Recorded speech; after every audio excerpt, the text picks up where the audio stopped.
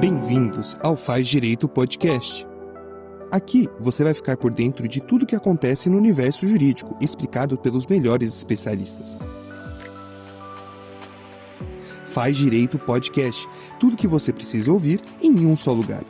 Apresentado por Érica Marinho. Vamos lá? Olá, seja muito bem-vindo. O podcast Faz Direito começa agora.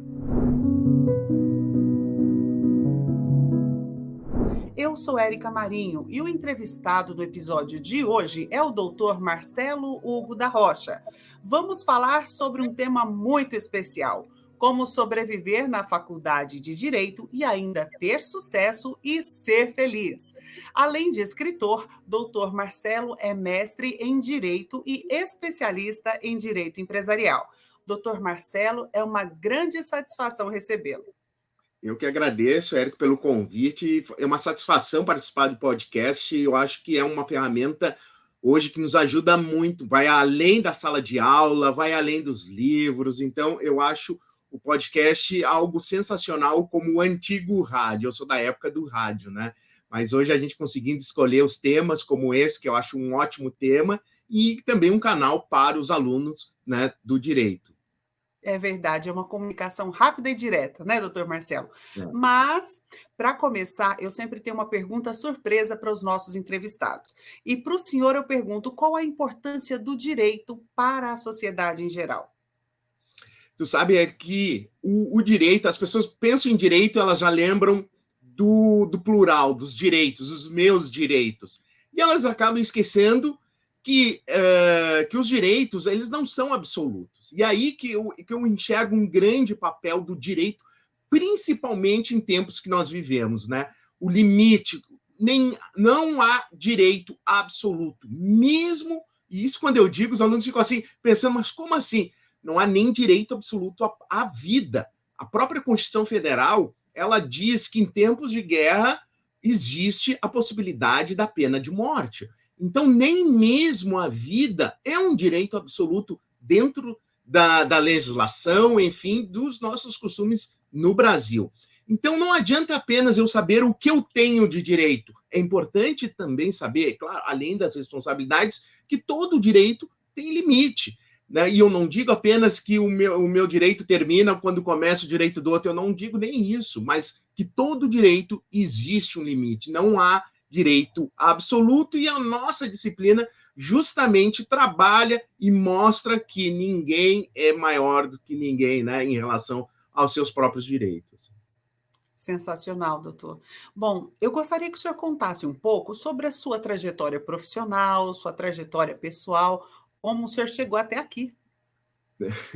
Eu comecei no direito em 1992, quando eu entrei na faculdade, né? Eu sou formado na PUC, me formei em 1997. Eu brinco que eu sou formado no século passado, e é bem verdade mesmo.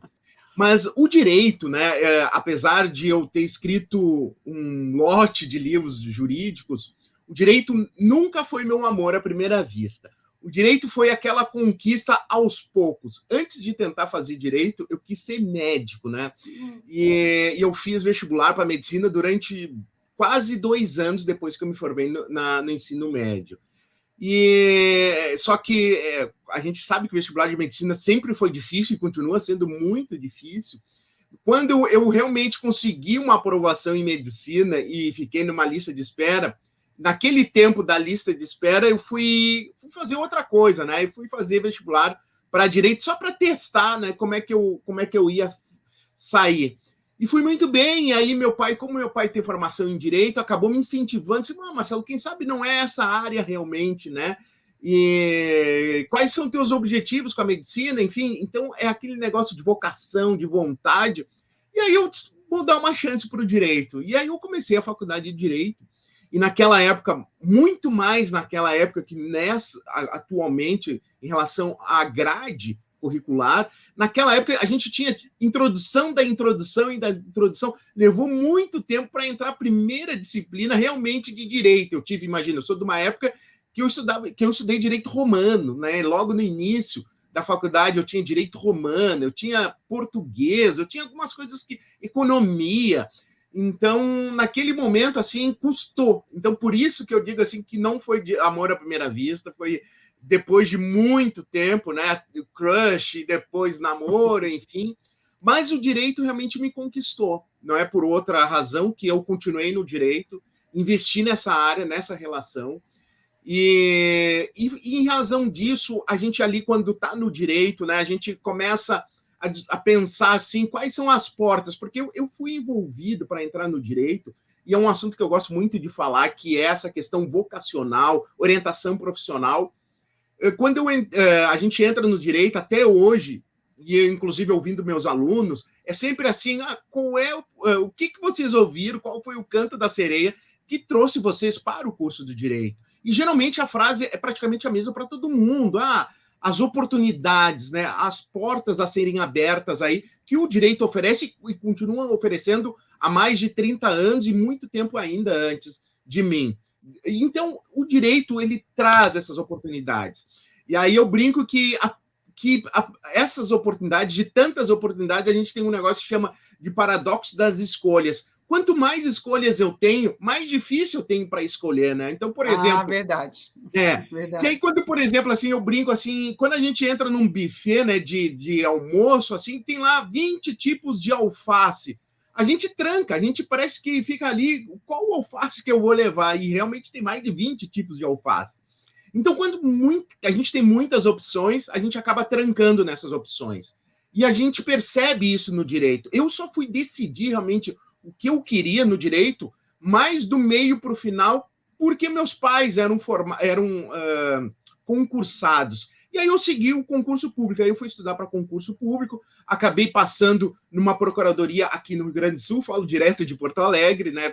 Quem ainda não identificou o meu sotaque gaúcho, né? Então eu fui para o concurso público, e o concurso público, apesar de ter ido para ele, eu acabei depois saindo, né? Porque eu acabei não me identificando muito, fui para a iniciativa privada, fui ser advogado de banco, e depois meus colegas, eu ainda senti aquele negócio assim, não estou pleno, não estou ainda realizado, e aí eu percebi que meus colegas todos da época de faculdade, todos eu digo no sentido daqueles mais próximos, foram para o magistério, foram dar aula em cursos preparatórios, cursos na graduação, e isso realmente eu disse, olha, talvez seja isso que vai me completar. E eu acabei entrando, comecei a dar aula em 2006, então já tenho aí já algumas décadas, depois de uma década aí, como professor, e realmente me apaixonei. Foi nesse momento que eu encontrei minha missão. Eu quero ensinar, né? Seja por palestra, seja dentro da sala de aula, através dos livros, podcasts, enfim. Então, eu senti essa vontade de compartilhar assuntos, de facilitar dificuldades. Por exemplo, acabei virando professor de direito empresarial. A matéria, né, e eu brinco com a matéria, que ninguém gosta, ela é um meme, né, dentro da própria graduação, enfim, fora da graduação. Então, eu acabei escolhendo uma disciplina e que eu consegui transformar ela de forma mais fácil. Eu tenho certeza que meus alunos não se apaixonaram pela disciplina, mas pelo menos deixaram de odiar a direito empresarial. E escrevendo livros, enfim, segui a minha carreira. Até hoje, eu acabei me envolvendo em psicologia também, eu sou graduando em psicologia, e isso me ajuda muito a conhecer meus alunos, enxergar outras coisas, além simplesmente do aprendizado, né, jurídico. E tem aquela máxima no direito, né? Sempre estamos fadados ao estudo eterno, né? E que bom estamos fadados ao estudo eterno, né, professor? A gente tem até uma expressão, né? Lifelong learner, né? Aquele que vai estudar para sempre, né? Os memes dizem, a gente terminou a faculdade, mas terminou a faculdade, a gente continua estudando. E eu já fiz uma pesquisa em relação aos alunos de último ano, que é impressionante. Quanto mais próximo do término da faculdade, a sensação que a gente tem é que menos a gente sabe. É verdade.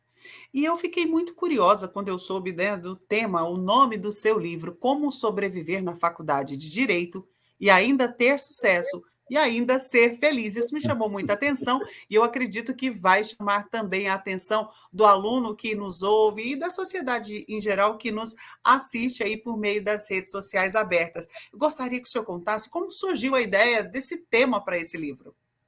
esse livro que eu tenho aqui em mãos, né? Ele foi lançado agora em 2021 e traz assim uma provocação. O título já é provocativo. Eu criei um meme, né? Porque como ainda sobreviver à faculdade de Direito, ainda ser feliz e ainda ter sucesso, como assim, né?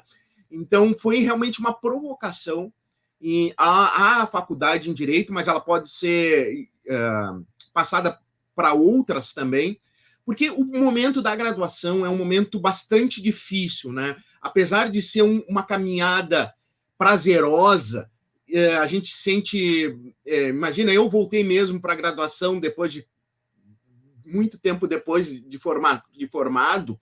A graduação ela tem as suas dificuldades, mas é um momento muito importante, especial, né? Principalmente para quem sai do ensino médio e entra direto para a graduação. É como a gente tivesse assim uma tecla que clicasse assim, ó, estou entrando na vida adulta, né? Agora eu tenho responsabilidades, eu vou fazer uma faculdade, sair dos meus coleguinhas de colégio, agora estou meus colegas de universidade. E é um momento enriquecedor, né? Para a nossa vida, é um momento muito transformador. Inclusive, eu tenho um capítulo no livro que diz assim, ó, o direito não só abre portas, como abre janelas. Então, além do meu conhecimento, quando a gente termina a faculdade e depois das especializações, a gente muda, a gente se transforma. O Marcelo, antes de entrar na faculdade de Direito, e logo depois, quando eu saí, eu era uma pessoa muito diferente, muito diferente.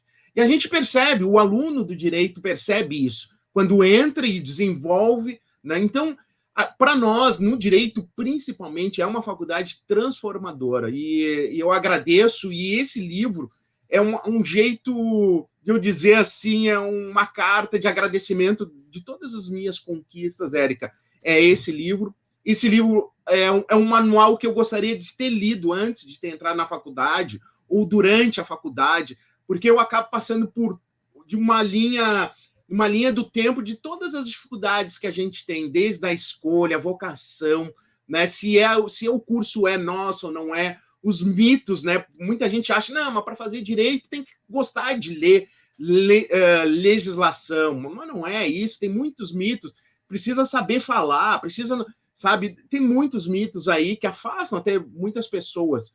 E então é um livro que trata sobre isso, sobre uma caminhada, sobre uma jornada que não é uma corrida de 100 metros, e sim é uma maratona de provas, de subidas, de descidas. Então, o livro realmente trata disso, né? Dessas escolhas. É um alerta também para a gente buscar uma orientação, o que nós vamos fazer depois de formado, né? E é um assunto que muita gente se interessa, tá? Me formei, agora, para que lado que eu vou, enfim. Então, tudo isso está dentro do livro e são coisas do cotidiano mesmo, nada inventado, e eu tento buscar isso com respostas ou com reflexões, né?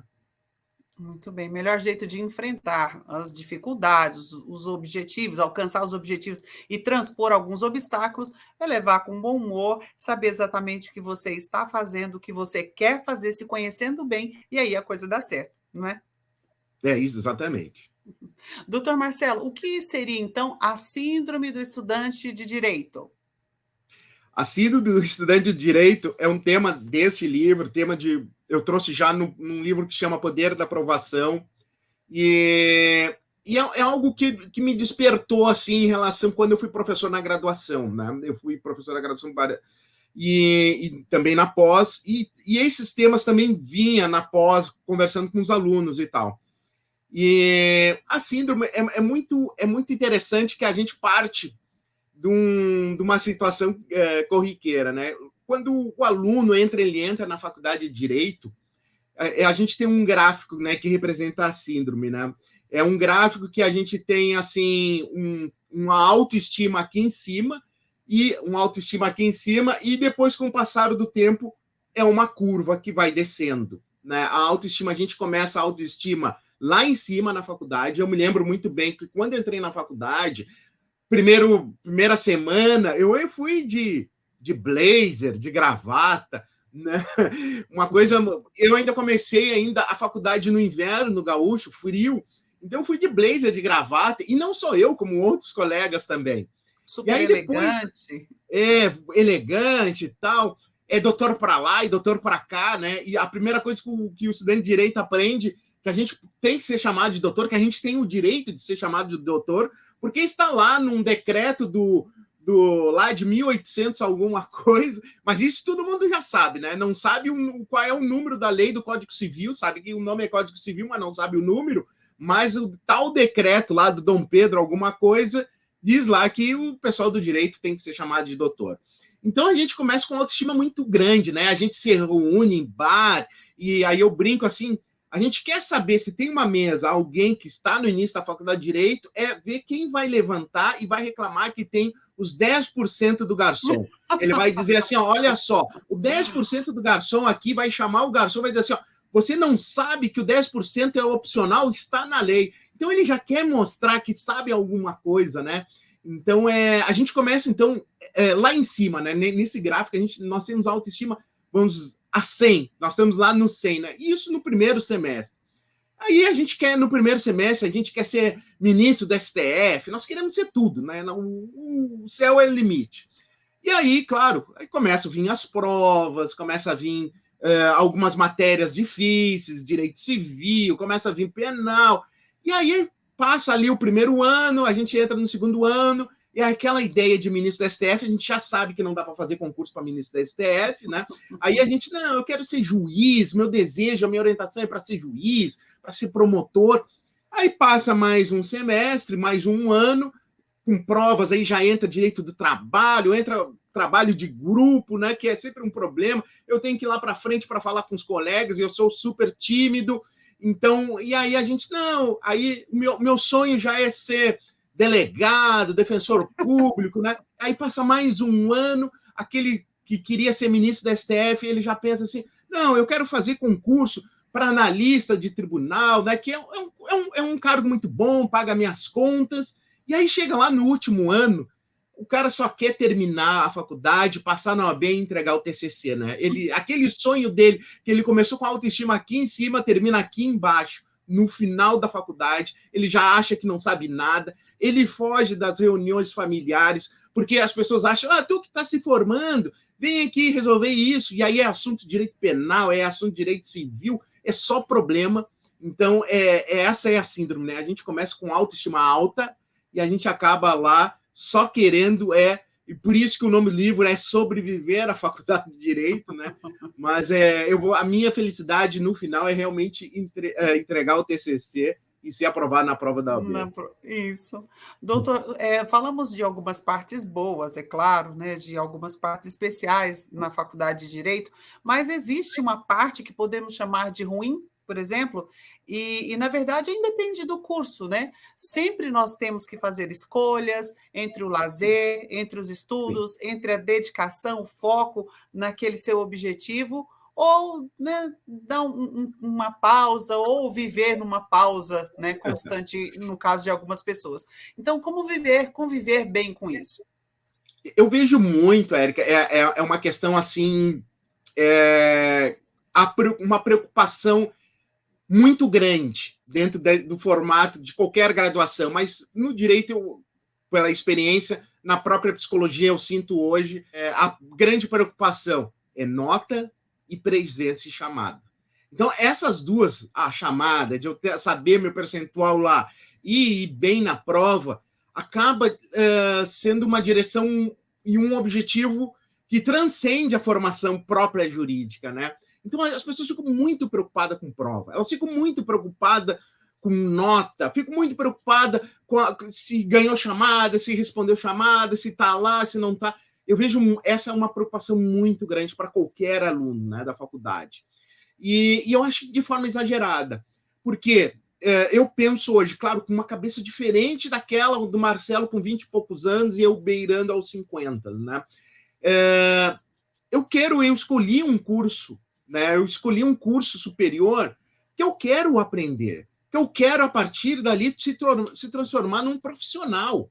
Então, e principalmente o direito, e isso é uma provocação que eu sempre faço, nós nos formamos em direito e o certificado aparece lá, Ciências Jurídicas e Sociais. Esse é o nome do nosso curso.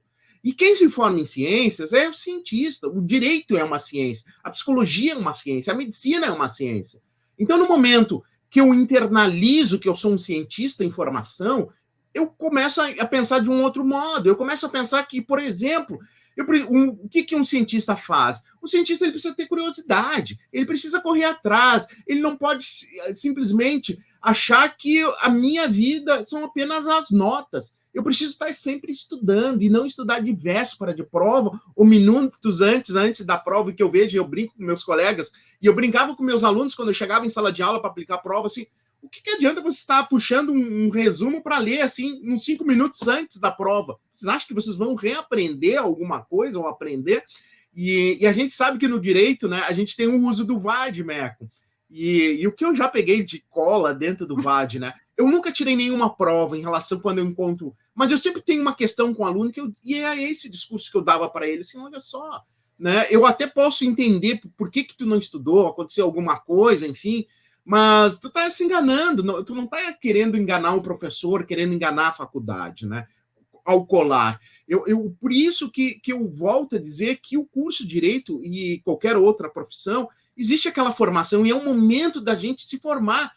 É uma jornada que eu não quero só nota, eu não quero só chamada. Para mim, isso é consequência. No momento que eu estudo por minha conta, que eu quero ser um ótimo profissional, e a gente sabe, principalmente o direito, que tem uma concorrência muito grande. Todo mundo diz, tem mais de 1 milhão e poucos de advogados, os concursos cada vez são mais concorridos. Então, se eu já tenho isso de antemão, eu quero fazer uma faculdade muito bem feita. E isso não significa que a instituição precisa ser nota 5, nota 100 ou nota 10. Não importa. Eu preciso fazer a minha faculdade. E acho que muita gente acredita nisso. Então, se eu tenho uma dificuldade, por exemplo, com um professor, que eu acho que tem uma dificuldade com a matéria, eu acho que tem uma dificuldade com o material que foi me dado, eu tenho uma opção, eu tenho diversas opções. Eu procuro um vídeo no YouTube, eu vejo uma outra aula de outra pessoa, eu vou atrás de uma outra indicação bibliográfica, eu corro atrás, essa é a minha curiosidade. O cientista faz isso, eu vou tentar resolver um problema. Né? Então, é isso que eu sempre trago nesses discursos, né? Que a gente precisa correr atrás. E não é a faculdade que vai fazer isso para nós, ela não vai estudar para nós. Então, é isso que eu quero passar para quem está nos assistindo. Faça por você mesmo. Né? Faça por você mesmo. Se não gosta disso ou daquilo, procura outra opção, procura um jeito diferente de estudar. Daqui a pouco seja um problema de tempo. O que você está fazendo com o tempo livre? O tempo é algo que a gente tem esse controle. Professor, eu não tenho tempo para estudar, porque eu trabalho, estudo e faço faculdade. Qual é o momento que eu vou estudar? Né? Ora, muita gente acorda 1 hora mais cedo ou vai dormir 1 hora mais tarde e continua seguindo, e ainda tem família para cuidar, boleto para pagar. Se fosse só estudar, né, tava ótimo, mas a gente tem um monte de outros problemas.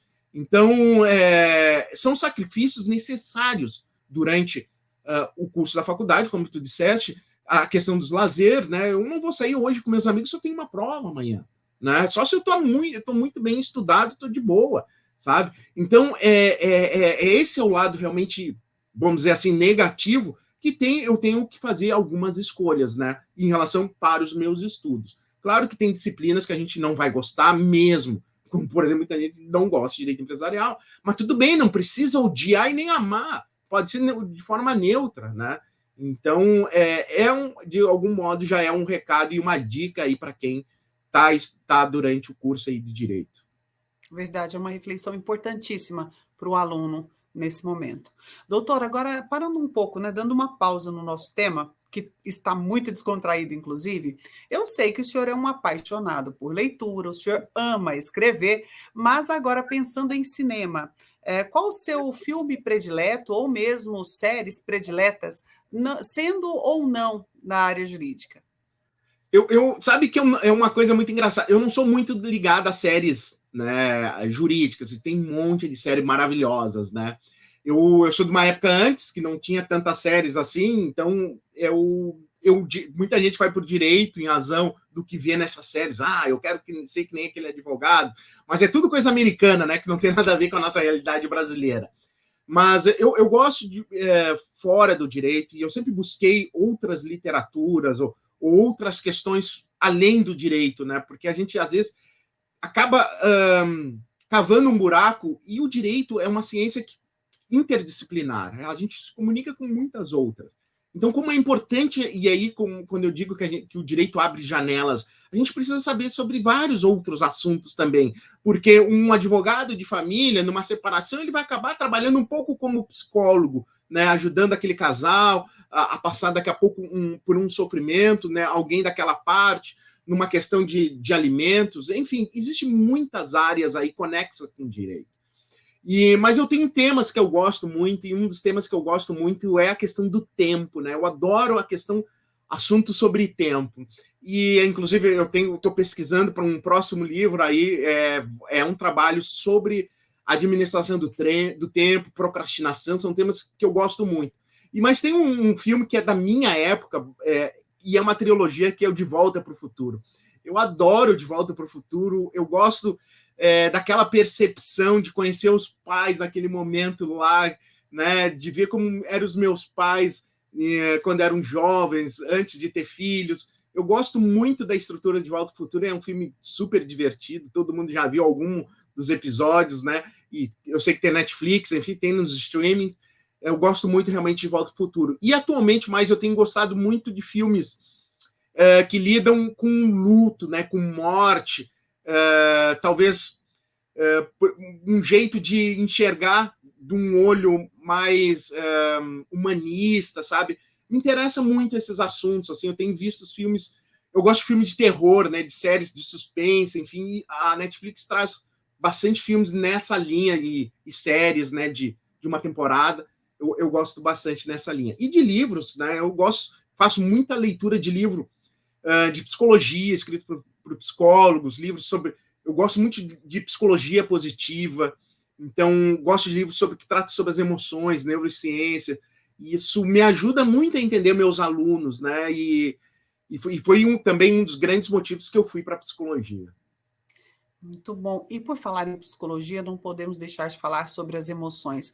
Qual o papel das emoções na preparação para a prova da OAB, por exemplo, ou qualquer concurso na área jurídica? A gente falava, né, de gostar e não gostar das disciplinas, né, de gostar ou não gostar de direito empresarial. No momento que a gente fala, Érica, de gostar ou não gostar, a gente está falando de sentimento. A gente está falando assim, ó, eu gosto e eu não gosto. Isso existe uma relação quanto a isso. E as memórias, tá? As memórias, elas são muito fixadas a partir das emoções. E isso são assuntos que, por incrível que pareça, a psicologia, dentro da própria psicologia, são estudos muito recentes. E isso é recente de, 30 anos, 20 anos, né? Então, as memórias, elas são muito relacionadas às emoções. Se eu brinco e assim, digo sempre para os meus alunos, né? Assim, me escreve aí 3 memórias imediatas que tu lembra que são memórias bem fortes, né? E geralmente, quando eu digo que é memória e a pessoa tenta lembrar, são coisas que marcaram elas. E quando a gente fala marcar, ou marcou de uma forma positiva, ou marcou de uma forma negativa, ou tem raiva, ou tem amor, ou tem perda, ou tem tristeza, né? Ou tem machucado. Então, são memórias que fixaram como cicatrizes, e essas cicatrizes, elas só existem em razão das emoções. Então, as emoções justamente servem para isso. E aí, eu gosto de comentar também, por exemplo, num concurso público ou numa OAB, que geralmente tem aí mais de 15 disciplinas para estudar. Você não precisa gostar de todas as disciplinas, não precisa amar elas, mas no momento que tu detesta determinada disciplina, para pensar assim logo, rápido. É o mesmo jeito de estudar aquela disciplina que você gosta ou aquela que não gosta? É o mesmo jeito de estudar? É claro que não. Né? Eu vou estudar muito mais aquilo que eu gosto. E aí eu vou me lembrar mais daquilo que eu estudei mais. Então, existe uma relação muito importante e direta quanto a isso. Então, quanto eu mais gostar da disciplina, mais eu vou estudar ela. Então, se tu tentar expandir esse gostar para mais disciplinas, de gostar de civil, processo civil, penal, processo penal, e evitar, por exemplo, o sentimento de detestar e de tentar criar um jeito de neutralizar.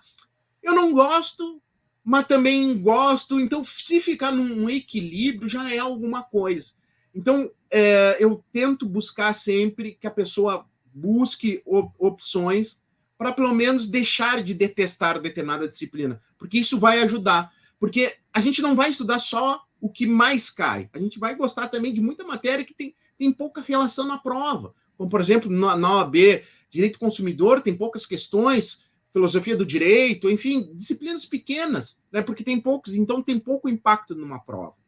E no concurso público também acontece a mesma coisa. É por isso, Érica, que na escolha, né, de concurso público, eu não vou fazer todas as provas. Eu não vou fazer concurso para delegado, para juiz, para promotor, para defensor público. Eu não consigo fazer isso, porque tem muitas disciplinas diferentes, muitos conteúdos dentro das disciplinas que são cobradas mais ou menos. Então, por exemplo, se eu gosto de penal e processo penal, basicamente eu vou seguir concursos, e se quero fazer concurso, é óbvio, eu vou seguir concursos da promotoria, para delegado, onde o peso dessas disciplinas, penal e processo penal, são muito maiores. E se eu gosto disso, que bom que são maiores, né? Então, eu na época do vestibular, o vestibular para medicina, eu tenho que estudar muita biologia. E eu detestava a biologia. Então, tem coisas que não fecham, então por isso que não funciona. Então, por isso que eu reprovei. Eu vou ser bem sincero, eu acredito que eu reprovei, eu tinha tempo para estudar, só que usei mal esse tempo que eu estudava de coisas que realmente eu não entendia, não gostava,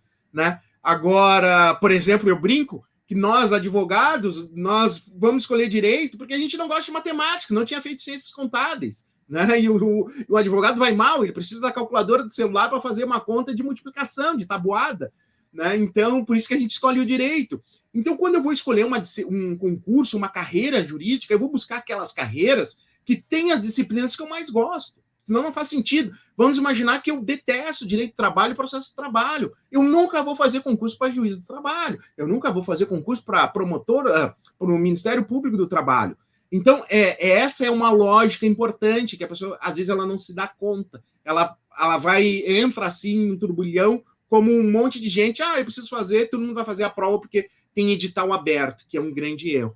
Eu tenho que selecionar aquilo que eu gosto, aquelas carreiras, então, que traz as disciplinas que eu mais gosto, ou de quantidade, enfim. Então, acho que essa ideia da questão das emoções, de gostar ou não gostar das disciplinas, é certo também, é importante a gente lidar com as emoções durante o aprendizado. Porque quando eu estudava para concurso, as pessoas diziam assim, deu branco na prova, porque tu estava nervoso na hora da prova. Mas não é só isso. O nervoso, as reações emocionais são normais de véspera de prova, a ansiedade, né, o medo, tudo isso é normal numa véspera de prova ou no dia da prova. O problema é que não é só um final de semana, durante a prova da OAB ou de concurso, ou qualquer que seja. É todo o estudo durante um mês antes, 2 meses antes, e como lidou com esse período, como eram as tuas emoções. Imagina estudar para uma prova que o namorado ou a namorada terminou um relacionamento. Né? Como é que eu vou estudar com um termo de relacionamento que eu não gostei, que eu queria estar até hoje com a pessoa? Então, isso influencia muito. Eu não vou conseguir estudar se eu não estiver bem resolvido em relação a esse assunto. E todos os outros assuntos, como luto, enfim, né? Então, a gente tem que observar isso durante a aprendizagem, porque o aprendizar está relacionado também com as emoções e não só o dia da prova. Então, por isso que é preciso ter inteligência emocional, que é uma expressão que veio muito forte no final da década de 90, né, e hoje todo mundo já ouviu falar, e de lidar bem, uma gestão das emoções, de lidar bem com as emoções em relação a esse aprendizado, né, durante esses estudos. Sensacional. Doutor Marcelo, o aluno se dedicou, permaneceu aí com o seu foco durante todo o curso, toda a graduação, me formei, e agora? O senhor poderia dar algumas dicas, porque eu sei que essa realidade muitas vezes assusta.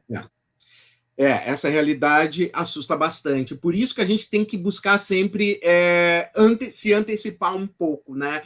De buscar durante a faculdade, conversar, como é que deve ser a magistratura, conversar com um professor que é juiz, conversar com alguém que é promotor, fazer essa investigação. Mas, enfim, mesmo nesse... A gente tem prova, tem TCC, tem um monte de coisa, me formei agora. A gente já conversou isso, né, de algum modo, de forma tangencial, é que a gente vai continuar, a gente se forma e continua estudando. Eu estudo até hoje, até hoje.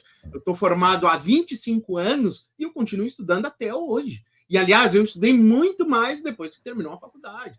Fazer especialização, mestrado, aí no momento do doutorado, aí, em vez de fazer doutorado em Direito, fazer graduação em Psicologia. Então, a gente continua estudando, não tem como fechar a porta, agora não preciso mais estudar porque eu me formei. Então, não tem como. O que eu vejo muito de natural, e isso na minha época também era a gente sai da graduação e acaba, porque a gente sai da graduação como um advogado ou um bacharel em Direito, para quem não quer seguir na advocacia, mas a gente sai um clínico geral, como na medicina. A gente sai um clínico geral, a gente sabe um pouco de tudo, né? Ou nada de nada.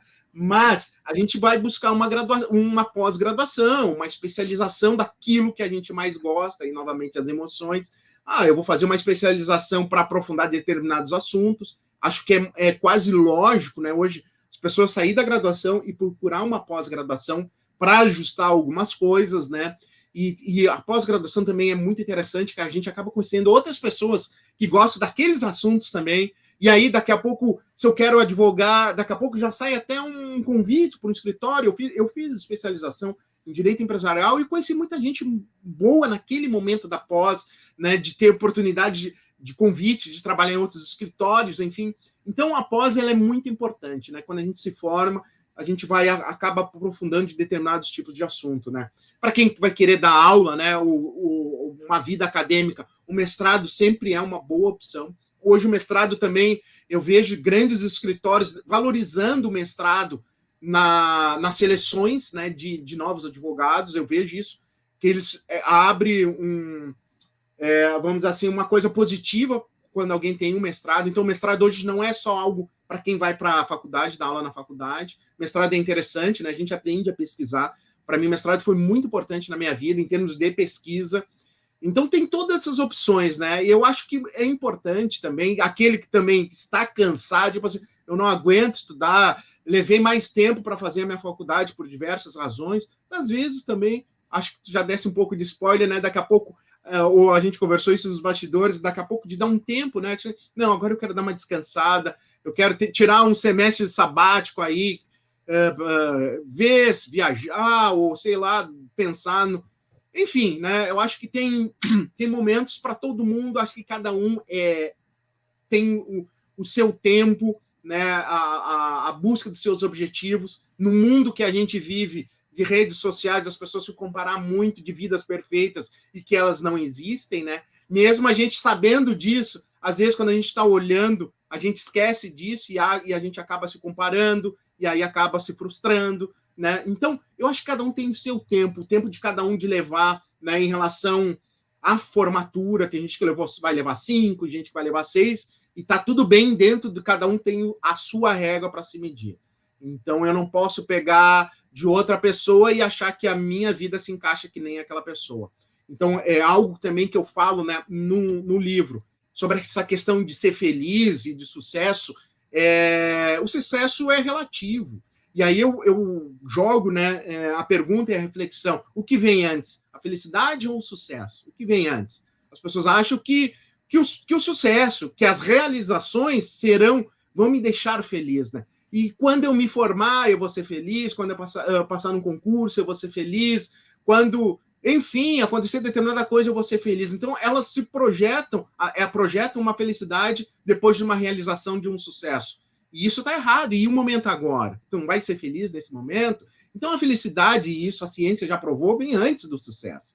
Então, as pessoas que são melhores resolvidas em relação à felicidade, elas têm maior propensão em relação ao sucesso. E a gente fala em felicidade, não é uma felicidade tóxica, um otimismo irreal, né, de sorriso estar sempre um smile. Não é isso. Mas um jeito equilibrado de levar a vida, né, com responsabilidade, com limites dos meus direitos e seguir adiante, né, a vida muito bela para ser curtida no presente momento. Que excelentes reflexões e que excelentes provocações, doutor Marcelo. Eu só tenho a agradecer por sua presença. Muito obrigada por esta entrevista super descontraída. Eu tenho certeza que o aluno gostou bastante de nos ouvir e aí a sociedade em geral de nos assistir, doutor. Muito obrigado novamente, Érica. E se o pessoal quiser conversar comigo, eu sou bem aberto nas redes sociais, tem lá os meus perfis e os meus livros, a gente pode conversar, a gente conversa também através dos livros, meu e-mail, enfim, siga, a gente dá sempre resposta a todos. Com certeza. Bom, doutor, mais uma vez, muito obrigada. E eu sou Érica Marinho e o tema de hoje foi como sobreviver na faculdade de Direito, ainda ter sucesso e ser feliz com o doutor Marcelo Hugo da Rocha. E você não deixe de acessar a plataforma do Centro de Formação Jurídica. Lá você tem acesso a materiais que vão enriquecer ainda mais o seu aprendizado, além de entrevistas com profissionais extraordinários, como essa, que trazem muitos conhecimentos e experiências para você. Até o próximo Faz Direito.